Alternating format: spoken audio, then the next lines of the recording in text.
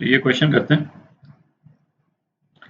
एक पार्टिकल दे रखा, मास m charge q का, v0 वेलोसिटी से इसको प्रोजेक्ट किया है और ये पार्टिकल जो है वो एंगल अल्फा बना रहा है y एक्सिस से, और पार्टिकल को अपन ने xy प्लेन में प्रोजेक्ट किया है ना। इसका z कंपोनेंट नहीं है पार्टिकल का। अच्छा, मैग्नेटिक फील्ड जो है वो एग्जिस्ट करती है पॉजिटिव वाई डायरेक्शन में, तो मैग्नेटिक फील्ड बना देते हैं पॉजिटिव वाई डायरेक्शन, मतलब ये डायरेक्शन है मैग्नेटिक फील्ड का। ठीक है, find the xy coordinates of the particle when it reaches height h। तो पार्टिकल की वेलोसिटी के दो कंपोनेंट हो गए, एक तो कंपोनेंट जो xz प्लेन में है अलोंग द x एक्सिस, ठीक है, एक तो ये कंपोनेंट है, ये कितना हो जाएगा, ये हो जाएगा v0 साइन अल्फा, और एक पार्टिकल का कंपोनेंट है जो कि y एक्सिस के डायरेक्शन में है कि नहीं, और वो कंपोनेंट जो है वो कितना हो जाएगा, v0 cos अल्फा। तो v0 cos अल्फा जो है वो मैग्नेटिक फील्ड के पैरेलल है, तो मैग्नेटिक फील्ड इसको तो अफेक्ट करेगी नहीं, तो पार्टिकल की वेलोसिटी का जो वर्टिकल कंपोनेंट है वो तो अनअफेक्टेड रहेगा v0 cos अल्फा। तो इसको हाइट h पहुंचने में कितना टाइम लगेगा ये तो हम सीधा ही निकाल सकते हैं। सपोज ये हाइट h है, ठीक है, तो यदि उसको टाइम t लगता है हाइट h पहुंचने में, तो t कितना हो जाएगा, h upon v0 cos alpha, है ना। v0 cos अल्फा तो इफेक्ट हो नहीं रहा, तो इतने टाइम में पार्टिकल जो है वो रोटेट करता हुआ पहुंचेगा, है ना, स्पाइरल करता हुआ पहुंचेगा, बट हाइट h जो है वो पहुंच जाएगा। अच्छा, v0 साइन अल्फा जो है वो मैग्नेटिक फील्ड के परपेंडिकुलर है, ये वाला कंपोनेंट, तो इसके कारण सर्कुलर मोशन होगा।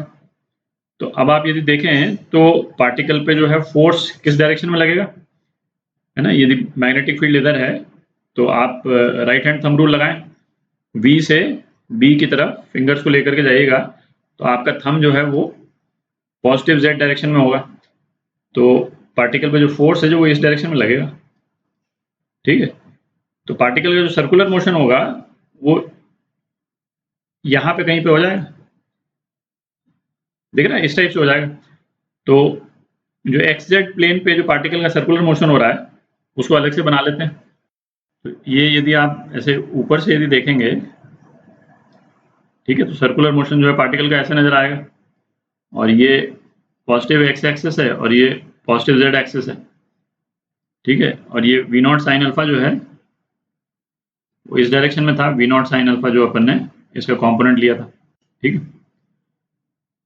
तो ये जो सर्कुलर मोशन होगा उसका रेडियस कितना होगा, रेडियस तो अपने को मालूम है कि कितना होता है, mv बाई qb, ठीक है, तो ये इसका रेडियस हो गया। तो यहाँ पे वेलोसिटी कितनी है, v0 साइन अल्फा, ठीक है, तो इसको यहीं पे लिख देते हैं, जगह कम है अपने पास में, m v0 sine alpha upon qb, ये रेडियस हो गया। ठीक है, और एंगुलर वेलोसिटी निकालते हैं, तो v is equal to r omega, है ना, ओमेगा कितना हो गया, v अपॉन आर। ठीक है, तो ये हो गया v0 sine alpha upon are, तो ये आर अपन यहाँ पे निकाल ही चुके हैं। तो इस एंगुलर वेलोसिटी से पार्टिकल सर्कुलर मोशन कर रहा है, ठीक है, और ऊपर की तरफ भी जा रहा है ना, वर्टिकली अपवर्ड्स भी जा रहा है। तो हमको टाइम t के बाद में पार्टिकल का लोकेशन पता करनी, कोऑर्डिनेट्स पता करने। तो टाइम t के बाद में suppose particle theta angle cover करता है, ठीक है, तो ये एंगल यदि थीटा है तो हमको क्या, ये वाला जो पॉइंट है उसके कोऑर्डिनेट्स पता करने, x और z कोऑर्डिनेट इस वाले पॉइंट के। अच्छा, इसकी एंगुलर वेलोसिटी ये है, तो टाइम t के बाद में पार्टिकल एंगल कितना कवर करेगा, ओमेगा t, ठीक है, तो ये हो गया आपका v0 sine alpha t upon r। ठीक है, अच्छा, अब अपने को पार्टिकल के z कोऑर्डिनेट और x कोऑर्डिनेट पता करने, तो लिख देते हैं।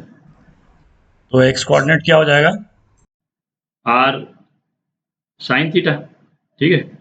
अब इसमें मैं चाहूँ तो यहाँ पे इसमें वैल्यू डाल दें, है ना, आर की और थीटा की, है ना। मेन जो 2 पॉइंट्स हैं वो तो आपके आ ही चुके हैं भाई, आर आप निकाल चुके हैं यहाँ पे, है ना, और थीटा भी आप निकाल ही चुके हैं, ठीक है। तो आप वैल्यू डाल दें, आर साइन थीटा, है ना, ये आ जाएगा। आर यहाँ से डाल दें और थीटा यहाँ से डाल दें, अच्छा, अब जेड कोऑर्डिनेट क्या हो जाएगा?